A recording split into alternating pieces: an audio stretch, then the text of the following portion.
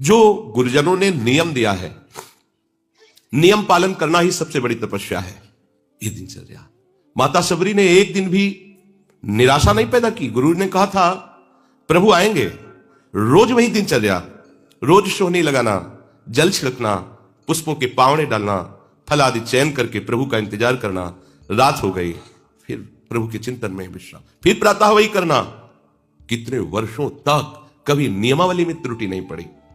तो जो गुरु प्रदत्त नियम है, सबरी मां को विश्वास था गुरुदेव के वचन झूठे नहीं होते। उन्होंने कहा है कि प्रभु आएंगे तो आएंगे प्रभु। वर्ष, 2 वर्ष, 4 वर्ष, 10 वर्ष नहीं, बहुत लंबे समय तक उनको अविश्वास नहीं हुआ। गुरुदेव ने कहा है प्रभु आएंगे। गुरुदेव ने जो हमें नियम दिया है, या हमने गुरुदेव के लिए जो नियम धारण किया है, वो ऐसे फिसड्डी नियम नहीं होने चाहिए। वर्षा हुई तो हम गायब, सर्दी हुई तो गायब, अनुकूल समय है तो हम आकर के हाजिरी बजा रहे। नहीं, हमारी यही साधना है, जो नियम है उसमें हम, यदि हमारे में चैतन्यता है, चलने की सामर्थ्य है, तो हम उपस्थित होंगे निश्चित। जब हम चल ही नहीं सकते तो बात अलग की। तो नियम से ही प्रेम पैदा होता है। भजन में जब तक नियम नहीं होता तब तक भजन में आसक्ति नहीं होती। लोग प्रश्न करते रहते हैं कि हमारे भजन में मन नहीं लगता। आप नियम से भजन करें।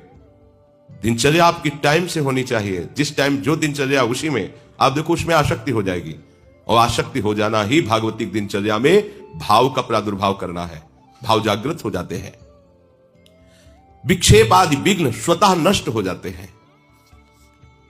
उपासक जब नियम से ऐसे चलता है और भगवत लीला गुणगान या कीर्तन करता है, तो उसके अंदर ये भाव प्रकट होने लगते हैं। कभी उसका शरीर कंपायमान होने लगता है, कभी अश्रुधारा बहने लगती है, कभी रोम रोम पुलकित हो जाते हैं, कभी स्तंभ हो जाता है, शांत एकदम समाधिस्थ की तरह मानो कोई मूर्ति हो। कभी श्वेत पसीना, कभी स्वरभंग लड़खड़ाने लगता है, राग बिगड़ जाता है, आवाज शुद्ध नहीं निकल पाती, गदगद कंठ, नयन बह नीरा, वैवर्ण, शरीर का रंग बदलने लगता है। भाव और बढ़ा तो प्रलय, मूर्छा भी आने लगती है।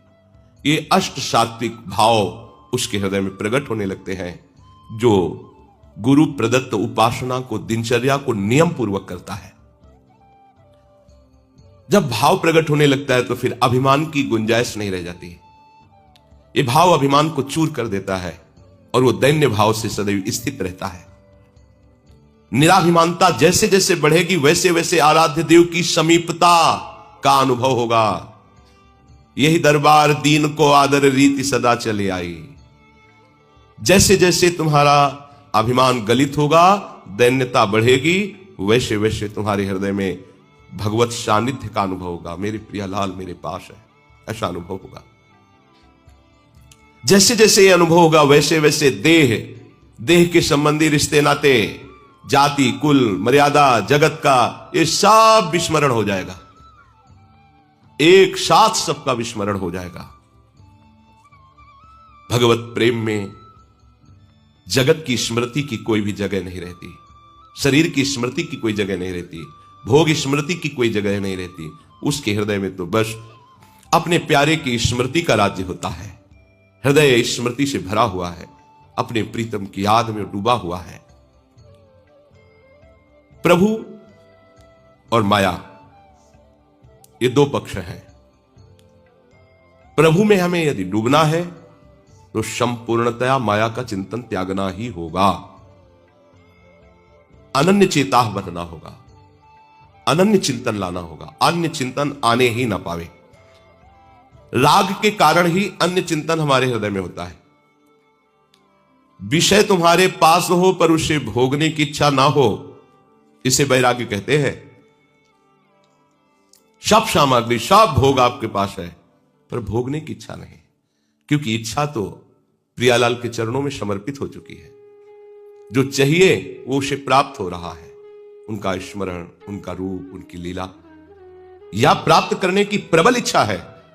प्रबल इच्छा में ही ब्रह्मादिक के भोग शब्द विषम लागत आई, प्रबल इच्छा में ही। और कहीं ये इच्छा मूर्तिमान स्वरूप धारण कर लिए है, अर्थात नाम चैतन्य घन होकर विराजमान है।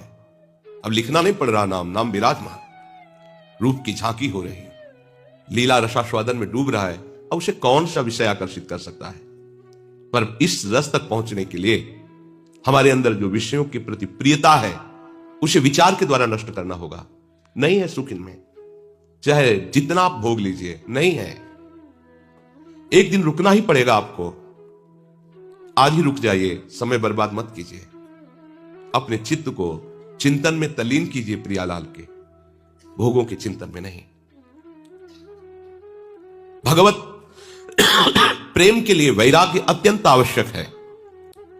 वैराग्य सही माने में प्रेम में ही होता है। पहले स्थूल वैराग्य, प्रकट में वैराग्य, पर सूक्ष्म में महत्व बुद्धि बनी हुई है भोगों में। पर जब प्रभु का प्रेम प्रकट होता है तो वो भी नष्ट हो जाती है। अब चराचर जगत में अपने प्रीतम के सिवा और कोई इच्छा नहीं रह गई। अपने प्रीतम से बढ़कर कुछ अच्छा नहीं लग रहा। अब ये सच्चा वैराग्य है। इसके लिए कभी किसी से दो ये शब्द मत कहना। ये महापुरुषों के वचन है। दो ये कहना मृत्यु के समान है उपासक का। आचार्यों ने आज्ञा की है कि भिक्षान्नम औषधम, प्राणों का पोषण। अगर वैरागी हो, विरक्त मार्ग के पथिक हो, भिक्षान्न से करो।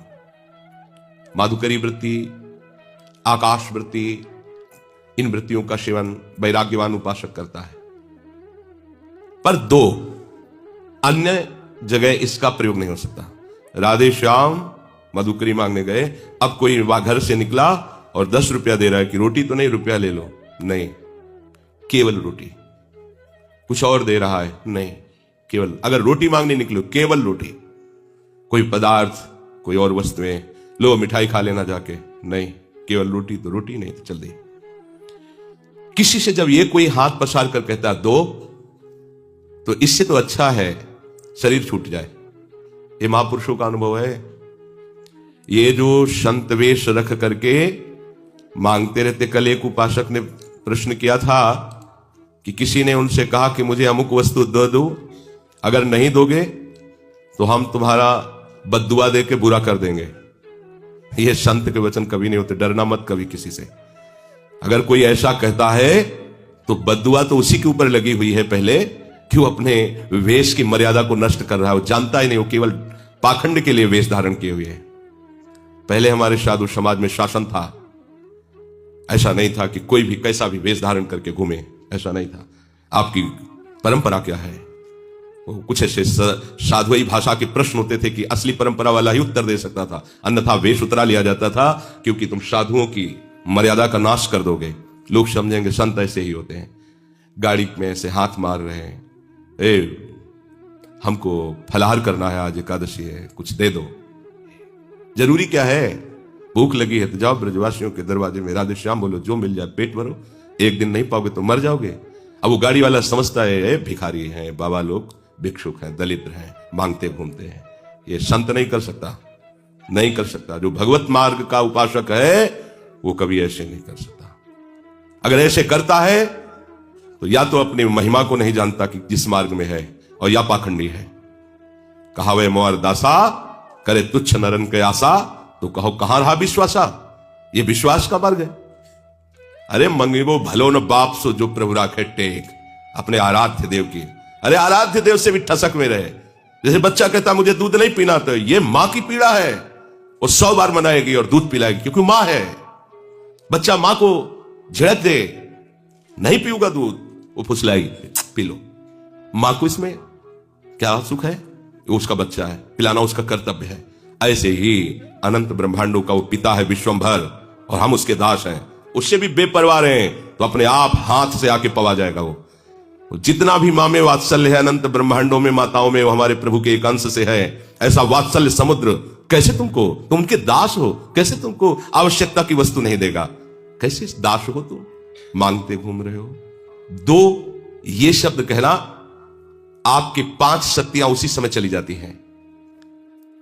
ह्री, श्री, धी, ज्ञान और वैराग्य। आपका तेज, आपका ऐश्वर्य, आपकी बुद्धि, आपका ज्ञान और वैराग्य, पांचों नष्ट हो जाते हैं मांगने वाले से। मांगने के संकल्प से ही तुम्हारे अंदर मलिनता आ जाएगी, इसलिए भगवत मार्ग के उपासक को मांगना बड़ा भारी पाप है। मांगना शब्द मृत्यु है, नहीं मांगना। अगर मांगना है तो एक केवल आदेश है, रोटी मांग सकते हो अपने उदर पोषण के लिए, बस। वो भी एक जगह नहीं, 5-7 घरों से। कोई एक जगह बैठाल के पवाना चाहे तो नहीं पाना चाहिए, 5-7 घरों से। या फिर आकाश वृत्ति है, और निर्मल वृत्ति है, माधुकरी वृत्ति से भी श्रेष्ठ है आकाश वृत्ति। प्रभु जो दे देते हैं, हम कोई चेष्टा नहीं करते, प्रभु जो दे देते हैं उसी से भरण पोषण हो रहा है। रात दिन भजन करो, कोई चाह नहीं, कोई मांग नहीं। उपासक जब विषयी पुरुषों का संग करने लगता है तो उनसे भी नीचे वो गिर जाता है, उनसे भी नीचे गिर जाता है, क्योंकि उनके अंदर तो ये होता है कि मैं विषयी हूं, मैं नीच हूं, ये संत है, ये भाव तो रहता ही है। लेकिन वो जो मैं वैरागी हूं, विरक्त हूं, संत हूं, वो जब उनके संग से नीचे गिरने लगता है तो बहुत बुरी दशा को प्राप्त होता है। हमें प्रभु के मार्ग में आगे बढ़ना है। भोगी पुरुषों के शरीरों में भोग के परमाणु होते हैं, इसलिए उनसे संभाषण, उनका स्पर्श करना, उनको अपनी गोष्ठी में बैठाना, ये बहुत हानिकारक है। भोगी पुरुष, गृहस्थ है, भगवत भक्त है, वो नहीं। जिनका केवल भोग ही लक्ष्य है, रुपया पैसा वाले हैं, आकर हमें कुछ पैसा देंगे, रुपया देंगे, हमारी आवश्यकताओं की पूर्ति होगी, इसलिए हम उनकी सेवा करें, उनके आगे चाटुकारिता करें, बिल्कुल नहीं। उपासक को कभी अभिमानिनते न्यारे, ऐसा नहीं होना चाहिए। एक संत गंगा किनारे मिले थे, बोले हम केवल 30 मिनट के लिए भिक्षुक होते हैं, इसके बाद इतने बड़े बादशाह होते हैं कि हमारे समान ब्रह्मा को भी सुख नहीं है। देवराज भी, इंद्र हमारी गुलामी करने के लिए तरसता है, हम ऐसे बादशाह हैं, 30 मिनट के लिए केवल हम भिक्षुक होते हैं। गए रोटी मां, इसके बाद बादशाह है, कोई भी चाह नहीं, चिंता नहीं, मनुआ बेपरवाह, एकमात्र परमात्मा चिंतन में। विषयी पुरुष का आशंक नहीं। कोई तुमसे संभाषण करना चाहता है और आपको दृष्टि में लग रहा है कि भजन विहीन है, नहीं, संभाषण नहीं करना। यदि हम भक्ति मार्ग में आगे बढ़ना चाहते हैं, जहां दुख का प्रवेश ही नहीं, ऐसे सुख की प्राप्ति के लिए, तो सुने न काहू की कही, कहे न अपनी बात, नारायण वारूप में मगन रहे दिन रात। किसी की नहीं सुनना, अपने हृदय की बात किसी से नहीं कहना। अगर बात ही करना है तो अपने हृदयनाथ से बात करो, वो सुन रहे हैं। बस उन्हीं के नाम, उन्हीं के रूप में रात दिन उपासक डूबा रहे। मुख से बोलने के पहले विचार करो, आपके आराध्य देव संबंधी वार्ता है या माया संबंधी, किसी वस्तु, व्यक्ति, स्थान की प्रशंसा या निंदा, ये सब माया जनित है। किसी वस्तु, व्यक्ति, स्थान की प्रशंसा या निंदा, ये सब माया जनित है। अपने आराध्य देव के नाम रूप लीला धाम जनित बात यदि निकलने वाली है तो, नहीं तो रोक लो उस वाणी के वेग को, मत बोलने दो। जो तुम अपने आराध्य देव से भिन्न चर्चा करते हो तो कैसे उपासक तुम हो? यदि आराध्य देव की सिवा बात करते हो तो आराधना किसकी कर रहे हो? प्रपंच की या प्रपंच से अतीत परमात्मा की? अगर प्रभु के उपासक हो तो प्रभु की चर्चा करो, प्रपंच के उपासक हो तो करो प्रपंच की चर्चा। दुनिया का चिंतन, दुनिया की बात और दुनिया की क्रियाएं देखना और करना, यह संसारी पुरुषों में होता है, उपासकों में नहीं। दुनिया का चिंतन, दुनिया की बात, दुनिया की क्रियाएं या क्रियाओं में दोष दर्शन, गुण दर्शन, यह संसारी पुरुषों के द्वारा होता है, उपासकों के द्वारा नहीं होता। तुम दरिद्र नहीं हो, तुम महाधनी हो। दरिद्र वह है जो भोगों की वृत्ति में भोगों को भोगता हुआ भी तृप्ति का अनुभव नहीं करा, और भोगो, और वो दरिद्र है, वो भिखारी है। करोड़ों रुपए फिर भी करोड़ों की चाह है, बड़ा भिखारी है। साधु दरिद्र नहीं होता, साधु भिखारी नहीं होता। साधु भगवदानंद का धनी होता है, नाम धनी होता है। कबीरा सब जंग निर्धना, धनवंता नहीं कोय, धनवंता सोई जानिए जाके राम नाम धन होए। प्रभु का नाम रूपी धन है, वो धनी है। विषयों में फंसा हुआ अपने को धनी मानता है, नहीं, वो दरिद्र है, समझ नहीं पा रहा। कितनी दरिद्रता अंदर बढ़ गई, करोड़ों अरबों है, फिर भी खरबों की तरफ बढ़ती जा रही, बढ़ती चली जा रही। और ये धनी, अब जीने की इच्छा का भी त्याग है, मरण के भय का भी त्याग है। कोई लाभ हानि, कोई सुख दुख, कोई मान अपमान का प्रभाव नहीं। निरंतर अपने आराध्य देव के नाम में डूबा हुआ है। स्वभाव को यदि नहीं बदल पाए तो तुम पशु हो, उपासक कहां हो। महापुरुषों के वचन है, जो अपने स्वभाव पर शासन नहीं कर पाया वो पशु है, उपासक नहीं है। अपनी आदत, अपने स्वभाव को अपने आराध्य देव की अनुकूल बनाना यह उपासक का लक्षण है। श्री कृष्ण अनुकूलेन प्रतिकूलस्य वर्जनम। पागलों की तरह जो सामने आया बस उसी में राग कर बैठे, यह उपासक का लक्षण है। ऐसे को किसी में भी अनुराग नहीं होता, ये केवल अपनी वासनाओं का पोषण करते, चाहे जिस भेष में हो। महापुरुषों के वचन कड़वे जरूर लगते हैं, लेकिन ये वो सुदर्शन चूर्ण है जो जड़ से भवरोग रूपी बुखार को नष्ट कर देता है। संसारी बातों से, संसारी वस्तुओं से, संसारी पदों से आज तक किसी को सुख शांति मिली है क्या? चाहे वो किसी भी पद में हो। सांसारिक बातों से, सांसारिक पदवियों से, सांसारिक भोग सामग्रियों से आज तक किसी को सुख मिला है क्या? शांति मिली है क्या?